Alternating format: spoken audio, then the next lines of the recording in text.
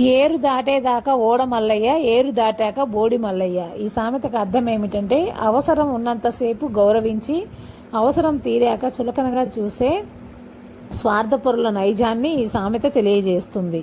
ఇలాంటి సామెతల కోసం మా ఛానల్ని సబ్స్క్రైబ్ చేసుకోండి. Bye friends.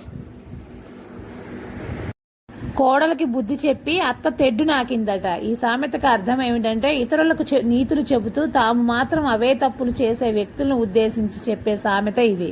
ఇలాంటి సామెతలు, పొడుపు కథల కోసం మా ఛానల్ని సబ్స్క్రైబ్ చేసుకొని మాకు సపోర్ట్ చేయండి. మా వీడియోస్ అన్ని చూడండి ఫ్రెండ్స్. Bye friends. చింతకాయలు అమ్మేదానికి సిరిమానం వస్తే ఆ వంకర టెంకరవి ఏమి కాయలు అని అడిగిందట. ఈ సామెతకు అర్థం ఏమిటంటే కొద్దిగా సంపద రాగానే తన గతాన్ని, మూలాలను మర్చిపోయి అన్నీ తెలిసినా ఏమీ తెలియనట్టు నటించే వారి అహంకారాన్ని ఈ సామెత ఎత్తి చూపుతుంది.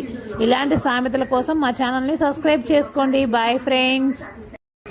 ఇల్లు పీకి పందిరేసినట్టు. ఈ సామెతకు అర్థం ఏమిటంటే ఒక చిన్న అవసరం కోసం పెద్ద మరియు శాశ్వతమైన వస్తువులను నాశనం చేయడం అని ఈ సామెత భావం.